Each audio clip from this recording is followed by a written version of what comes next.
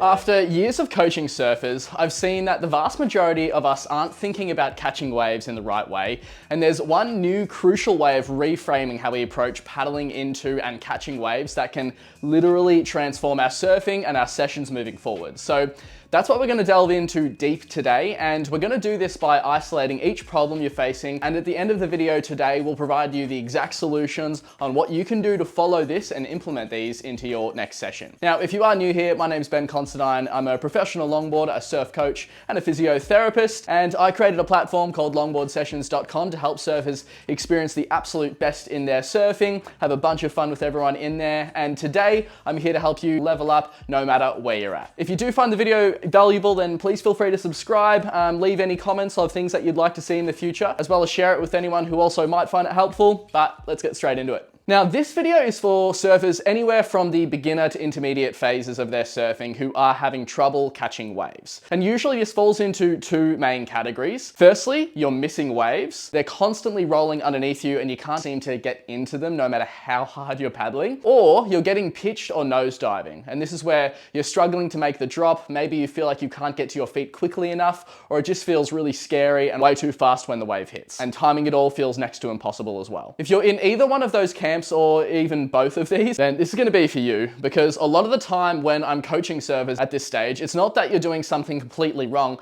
it's just that you've been taught or assumed something about catching waves that's just a little bit off. And it's this 10% that's a little bit wrong that creates 90% of our outcomes that we don't want. So that's going to be what I want to clear up. So let's get into some of the common misconceptions I see a lot around catching waves. Some of the most common things I hear for surfers when they're struggling to catch waves are, I need to match the speed of the wave before it gets to me. The faster I'm going when the wave hits, then the more likely I am to catch it. Or you might be thinking, I always miss waves, so I must not be paddling hard enough, or I'm not strong enough to catch waves. These are super common, and if you've thought any of them, then you're definitely not alone. But the problem is these do lead to a little bit of over effort, and they push us into paddling too early, too hard, for too long, for every single wave, and this creates a whole new set of problems. So let's dive into the common problems we see when catching waves. Okay, so here's what starts to happen when we believe that catching waves is all about strength and speed. We firstly overshoot the paddling. We start paddling way too early and way too hard, thinking that'll just guarantee that we catch it. But then what happens is the wave might suddenly get too steep and throw us off, or as I'm sure a lot of us have found in the past, at some stage, it breaks right on top of us, or it has already broken. The next thing is that we treat every wave the same. And it doesn't matter if it's a steeper face or if it's at a rolling shoulder, we're paddling into the wave the exact same for all of them, and this is hard and fast. And this is because we've self-identified the problem as needing to paddle harder. We apply this one-size-fits-all approach to every single wave, but the waves aren't all the same and they don't want the same approach either. The next is that we're consistently nosediving. If you finally get into a wave, it might feel like a win at first, and then you're straight into nosediving, which can be fairly demoralizing, especially if it's happening again and again and again. But that's often because we've paddled ourselves into the wave when it's too steep. So it's not a paddling issue, it's actually a timing and positioning issue. And the next is we're stuck in the start, stop, start cycle, which is something I've covered on the channel before. But again, this is where we paddle hard to catch the wave. It gets steep and you back off because it looks too steep and you don't want to nosedive. And then you just get lifted to the top of the wave and then you decide to start scratching and paddling again. But usually here it's too late. Now, these problems all occur because we're not sure when to paddle and how much to paddle and why we're paddling. So let's completely reframe that today. The concept is catching waves is 95% timing and only 5% effort.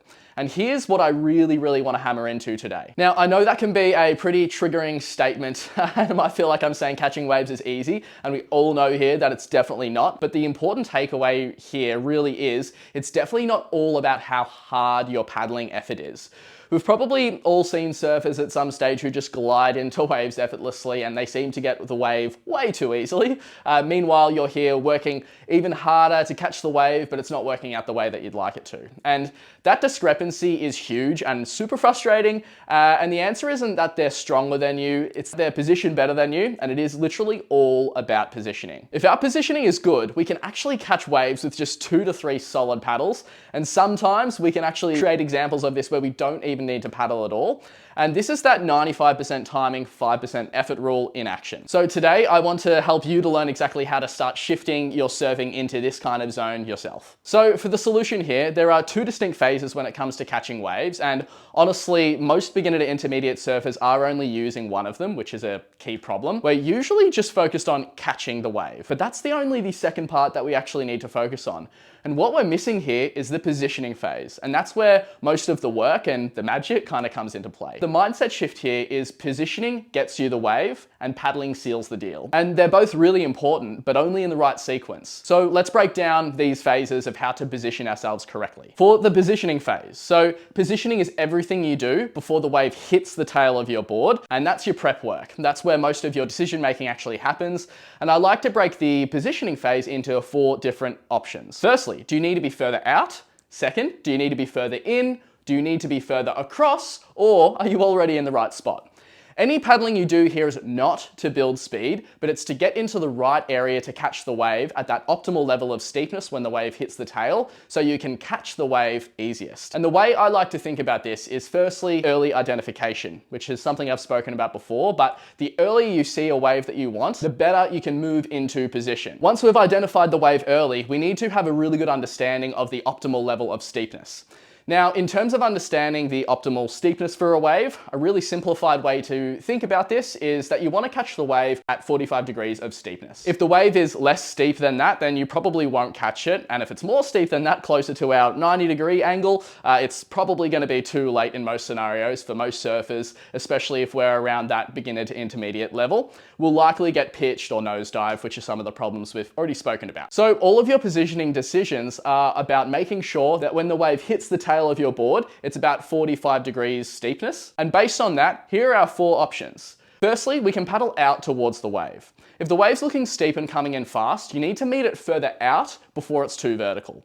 Secondly, we can paddle in toward the beach. This is when the wave is flatter and slower, and you may need to move in towards shore to catch it at the right level of steepness at that 45 degrees. This is where a lot of people get confused, and they may see someone paddling in early for a wave, and they assume that they're trying to build speed and paddle hard to get it, but they're not. They're just repositioning to meet the wave at the right place. 3 is to paddle across to the peak, as we spoke about. So waves unfortunately don't just come to us. We do oftentimes need to hunt them down more often than not. And that might mean moving sideways across the lineup to get underneath the peak. If you're not already where the wave is going to break, we need to move across to be where the crest of the wave or where the peak of the wave is. And lastly, if you're already in the right position and the right place, you don't need to do anything. You can stay put. But this is a less common scenario, and I would say as a safe general rule to follow, especially starting this out, assume that you're never going to be in the perfect place to catch the wave. Assume you'll either need to paddle out, in, or across to optimize your position for the wave by the time it reaches the tail of the board. Now, I know this part in getting better at reading waves and positioning yourself properly can feel like the trickiest thing to actually improve out there. And if this is something that you really want to delve a bit deeper into, then at longboardsessions.com, we actually work through this exact phase in detail. And there's visual breakdowns and specific surf tasks that help you fine tune how to read the wave and what to do with regards to your positioning, depending on different types of breaks and conditions. So if that's something that you've been feeling stuck with, or if you're a little bit tired of guessing every session, then I definitely recommend checking that out. But a new technique that I've also developed, which I've somehow named the fairy paddles, is something I'm really excited to share with you guys here. They're a subtle technique for wave entry that I can't get into now time-wise because the video will go too long, but they are a game changer, and I'm going to break them down and give them a full edit in 2 weeks here on the channel. Let's go into phase 2, the catching phase. And this is where the wave actually hits the tail of the board, and that's when the catching phase actually begins. This is where you give your stronger and more intentional paddles, and it's not rushed, not frantic, just continuous and deliberate strokes to push the tail into the wave's momentum. This is where we have to avoid the start, stop, start issue that I spoke about previously. If you've positioned properly, this is where the effortless nature to the paddle can be really, really noticed, and it might just take you 2 or 3 solid paddles to get in. And the key here is not to panic when the wave starts to steepen, and just commit to the continuous paddle and trust your read. So now you understand that there's 2 phases. Here's what we can actually work on to get this happening within the next few sessions. Firstly is wave identification. So start picking your waves earlier, essentially. Look out the back and start trying to identify which ones you want as early as possible. The second thing is making sure we have a steepness awareness. So over time, pay attention to getting better at judging when a wave is too steep and you need to paddle out to it, or not steep enough. And as a simplified rule of thumb here, we can aim to have that 45-degree angle of the wave. You'll know you've hit the takeoff right when it feels easy, but not too rushed. The third part here is position before power. And you always want to ask yourself, where do I need to be? Because if we can correctly position further in, further out, or across, that question will serve you better than how hard should I paddle? And again, assume that you will need to reposition, even if only the smallest bit, because very rarely will we be in the perfect spot. And this is a mistake which is very, very common and very easy to make. We really want to avoid the early sprint. So don't burn all of your energy paddling in early. Save it for when the wave actually hits your tail, because that's when you need it most. And you can actually see here that this will actually conserve a bunch of energy for your surf sessions as well, which is a little added bonus. And you might need to consider fixing your body position if the things that we've spoken about at the moment haven't quite helped, because if everything of the above feels good, but you're still missing waves, you might need to check your body position on the board. You may be laying too far back, which is really common, or too far forwards, but often too far back if we're trying to anticipate and avoid the nosedive. And this does mess with how our board planes into the wave. So I hope all of that's been really, really helpful. If you had any questions about this, if I've missed anything, or if you want to see anything else on the channel, then feel free to leave those down in the comments below. Speaking of getting into waves, if you want to improve your strength and mobility for your pop-up to get into the waves a little bit easier, then there should be a video here popping up around about now that will take you through that. Thanks so much for watching, and we'll catch you in the next edit.